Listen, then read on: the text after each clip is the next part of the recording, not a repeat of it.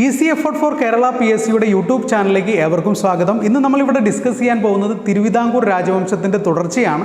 കഴിഞ്ഞ ക്ലാസ്സുകളിൽ പ്രധാനപ്പെട്ട തിരുവിതാംകൂർ രാജാക്കന്മാരെക്കുറിച്ചും ഭരണാധികാരികളെക്കുറിച്ചൊക്കെ നമ്മൾ പഠിച്ചു. അവരുടെ സംഭാവനകളും മറ്റുള്ള കാര്യങ്ങളൊക്കെ ഡിസ്കസ് ചെയ്തു. ഇന്ന് നമ്മൾ ഡിസ്കസ് ചെയ്യാൻ പോകുന്നത് ഉത്രം തിരുനാൾ മാർത്താണ്ഡവർമ്മയെക്കുറിച്ചാണ്. ഉത്രം തിരുനാൾ മാർത്താണ്ഡവർമ്മ, അനിഴം തിരുനാൾ മാർത്താണ്ഡവർമ്മ നമ്മൾ കേട്ടു. ആധുനിക തിരുവിതാംകൂറിൻ്റെ ശില്പി എന്നൊക്കെ പറയുന്ന അനിഴം തിരുനാൾ മാർത്താണ്ഡവർമ്മ. ഇതാരാണ്? ഉത്രം തിരുനാൾ മാർത്താണ്ഡവർമ്മ.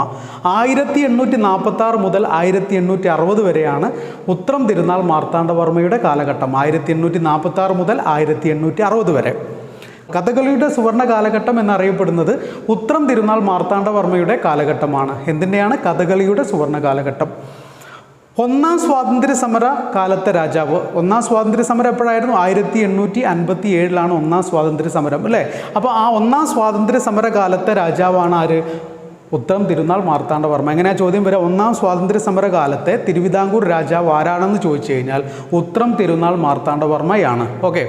ചന്നാർ സ്ത്രീകൾക്ക് മാറുമറയ്ക്കാനുള്ള അനുവാദം കൊടുത്ത രാജാവാണ്. ചന്നാർ സ്ത്രീകൾക്ക് മാറുമറയ്ക്കാനുള്ള അനുവാദം കൊടുത്ത രാജാവാണ് ഉത്രം തിരുനാൾ മാർത്താണ്ഡവർമ്മ. അനുവാദം കൊടുത്ത തീയതി 1859 ജൂലൈ 26 1859 ജൂലൈ 26 1859 ജൂലൈ 26 ഈ അനുവാദം കൊടുത്തത്.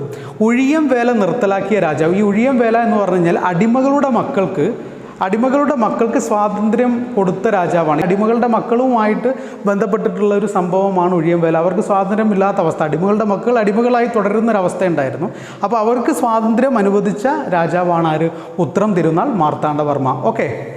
അപ്പോൾ അടുത്ത പ്രധാനപ്പെട്ട ഒരു പോയിന്റ് നോക്കാം. 1856 പെൺകുട്ടികൾക്ക് വേണ്ടി സ്കൂൾ സ്ഥാപിച്ച ഭരണാധികാരി എവിടെയാണ്? തിരുവിതാംകൂറിൽ പെൺകുട്ടികൾക്ക് വേണ്ടി 1856 സ്കൂൾ സ്ഥാപിച്ച തിരുവിതാംകൂർ രാജാവ്. അതേപോലെ തന്നെ ആലപ്പുഴയിൽ പോസ്റ്റ് ഓഫീസ് സ്ഥാപിച്ചപ്പോൾ ഉള്ള ഭരണാധികാരി. ആലപ്പുഴയിൽ പോസ്റ്റ് ഓഫീസ് 1857 സ്ഥാപിച്ചപ്പോൾ ഉള്ള ഭരണാധികാരി ആരാണ്? ഉത്രം തിരുനാൾ മാർത്താണ്ഡവർമ്മയാണ്. 1859 ഡറാസ് മെയിൽ, കേരളത്തിലെ ആദ്യത്തെ കയർ ഫാക്ടറിയാണ് ഡറാസ് മെയിൽ. 1859 അത് സ്ഥാപിച്ചപ്പോൾ ഭരണാധികാരി ഉത്രം തിരുനാൾ മാർത്താണ്ഡവർമ്മയാണ്. പിന്നെ നേപ്പിയർ മ്യൂസിയം, തിരുവനന്തപുരത്തെ മ്യൂസിയമാണ് നേപ്പിയർ മ്യൂസിയം. നേപ്പിയർ മ്യൂസിയം സ്ഥാപിച്ച സമയത്തും ഉത്രം തിരുനാൾ മാർത്താണ്ഡവർമ്മയായിരുന്നു ഭരണാധികാരി.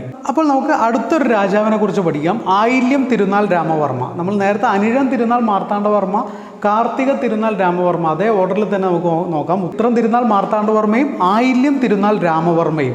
ഓക്കെ. അപ്പോൾ ആയില്യം തിരുനാൾ രാമവർമ്മയുടെ കാലഘട്ടം 1860 മുതൽ 1880 വരെയാണ്. 20 വർഷം. 1860 മുതൽ 1880 വരെയാണ്. വിക്ടോറിയ രാജ്ഞിയിൽ നിന്നും മഹാരാജ എന്ന പദവി ലഭിച്ച രാജാവാണ്. തിരുവിതാംകൂർ രാജാവാണ്. എന്താണ്? വിക്ടോറിയ രാജ്ഞിയിൽ നിന്നും മഹാരാജ എന്ന പദവി ലഭിച്ച രാജാവാണ് ആയില്യം തിരുനാൾ രാമവർമ്മ. പണ്ടാരപ്പട്ട വിളംബരം എന്ന് പറഞ്ഞു കഴിഞ്ഞാൽ കേരളത്തിൻ്റെ കർഷകരുടെ മാഗ്നാക്കാട്ട എന്നറിയപ്പെടുന്നതാണ് പണ്ടാരപ്പട്ട വിളംബരം. എന്താണ്? കേരളത്തിലെ കർഷകരുടെ മാഗ്നാക്കാട്ട എന്നറിയപ്പെടുന്നതാണ് പണ്ടാരപ്പട്ട വിളംബരം. ഈ പണ്ടാരപ്പട്ട വിളംബരം 1865 നടത്തിയ രാജാവാണ് ആര്? ആയില്യം തിരുനാൾ രാമവർമ്മ. പണ്ടാരപ്പട്ട വിളംബരം നടത്തിയ വർഷം 1865. ആ ഒരു പോയിന്റ് കൂടി ഓർത്തു വെക്കുക. ജന്മി കുടിയാൻ വിളംബരം 1867. ജന്മി കുടിയാൻ വിളംബരം നടത്തിയ രാജാവും ആരാണ്? ആയില്യം തിരുനാൾ രാമവർമ്മയാണ്. പിന്നെ ആദ്യ ക്രമീകൃത സെൻസസ്. നമ്മൾ നേരത്തെ സെൻസസ് പറഞ്ഞു, സ്വാതി തിരുനാളിൻ്റെ കാലഘട്ടത്തിൽ സെൻസസ് നടത്തിയിട്ടുണ്ടായിരുന്നു. അതേപോലെ തന്നെ ആദ്യത്തെ ക്രമീകൃത സെൻസസ് 1875 തിരുവിതാംകൂറിൽ നടത്തിയത്. ആ ക്രമീകൃത സെൻസസ് നടത്തിയ സമയത്ത് ആയില്യം തിരുനാൾ രാമവർമ്മയായിരുന്നു രാജാവ്. ഓക്കെ. പിന്നെ അതുപോലെ തന്നെ സർക്കാർ ജീവനക്കാർക്ക് രോഗപ്രതിരോധത്തിന് വേണ്ടി വാക്സിൻ ഏർപ്പെടുത്തിയ രാജാവ്. നേരത്തെ നമ്മൾ പഠിച്ചിട്ടുണ്ടായിരുന്നു, റാണി ഗൗരി ലക്ഷ്മിബായി ആണ് വാക്സിനേഷനും അലോപ്പതി ചികിത്സയും കൊണ്ടുവന്നത് എന്നുള്ളത് നമ്മൾ പഠിച്ചു. അതേപോലെ തന്നെ സർക്കാർ ജീവനക്കാർക്ക് രോഗപ്രതിരോധത്തിനായി വാക്സിൻ ഏർപ്പെടുത്തിയത് ആരാണ്? ആയില്യം തിരുനാൾ രാമവർമ്മയാണ്. രണ്ടും മാറിപ്പോകരുത്. അപ്പോൾ നിയമസഭാ മന്ദിരം, സെക്രട്ടേറിയറ്റ് പണിത സമയത്ത് തിരുവിതാംകൂർ രാജാവാണ് ആയില്യം തിരുനാൾ രാമവർമ്മ. 1869 നമ്മളുടെ പഴയ സെക്രട്ടേറിയറ്റ് മന്ദിരം, തിരുവനന്തപുരത്ത് നിയമസഭാ മന്ദിരം 1869 ആരുടെ കാലത്താണ്? ആയില്യം തിരുനാൾ രാമവർമ്മയുടെ കാലത്താണ്. അന്നത്തെ ദിവാൻ ടി മാധവറാവു ആയിരുന്നു. എന്താണ്? സെക്രട്ടേറിയറ്റ് പണിത സമയത്ത് ദിവാൻ എന്ന് പറയുന്നത് ടി മാധവറാവു ആയിരുന്നു. അതേപോലെ തന്നെ ശില്പി എന്ന് പറയുന്നത് വില്യം ബാർട്ടൺ ആണ്. ശില്പി സെക്രട്ടേറിയറ്റ് മന്ദിരത്തിൻ്റെ, നിയമസഭാ മന്ദിരത്തിൻ്റെ ശില്പി എന്ന് പറയുന്നത് വില്യം ബാർട്ടൺ ആണ്. എക്സാമിന് ഒരുപാട് തവണ ചോദിച്ചിട്ടുള്ളൊരു ചോദ്യമാണ്. നിയമസഭാ മന്ദിരത്തിൻ്റെ ശില്പിയാണ് വില്യം ബാർട്ടൺ. അത് പണി കഴിപ്പിച്ച വർഷം 1869. അന്നത്തെ രാജാവ് ആയില്യം തിരുനാൾ രാമവർമ്മ, അന്നത്തെ ദിവാൻ ടി മാധവറാവു. 4 പോയിന്റും വളരെ പ്രധാനപ്പെട്ടതാണ്. പിന്നെ മാതൃകാ രാജ്യ പദവി തിരുവിതാംകൂറിന് ലഭിച്ച സമയത്തെ രാജാവും ആരായിരുന്നു? ആയില്യം തിരുനാൾ രാമവർമ്മയായിരുന്നു. എന്താണ്? മാതൃകാ രാജ്യ പദവി ലഭിച്ച സമയത്തെ തിരുവിതാംകൂർ രാജാവ് ആയില്യം തിരുനാൾ രാമവർമ്മയായിരുന്നു. പിന്നെ തപാൽ വകുപ്പ് പൊതുജനങ്ങൾക്ക് തുറന്നുകൊടുത്ത സമയത്തെ രാജാവ്. എന്താണ്? തപാൽ വകുപ്പ് പൊതുജനങ്ങൾക്ക് തുറന്നുകൊടുത്ത സമയത്തെ രാജാവും ആരായിരുന്നു? ആയില്യം തിരുനാൾ രാമവർമ്മയായിരുന്നു. വർഷം 1861. ഇതൊക്കെ പ്രധാനപ്പെട്ട പോയിന്റുകളാണ്, എഴുതി വെക്കുക. ആയില്യം തിരുനാൾ രാമവർമ്മയുടെ പ്രധാനപ്പെട്ട സംഭാവനകളും നിർമ്മിതികളും ഒക്കെ നോക്കാം. പുനലൂർ തൂക്കുപാലം നിർമ്മിച്ചത് ആയില്യം തിരുനാൾ രാമവർമ്മയാണ്. വർക്കല തുരങ്കം നിർമ്മിച്ചത് അദ്ദേഹമാണ്. ലോ കോളേജ്, തിരുവിതാംകൂറിൽ നിയമവിദ്യാഭ്യാസം കൊണ്ടുവന്ന രാജാവ്. 1874 നിയമവിദ്യാഭ്യാസം കൊണ്ടുവന്നത്.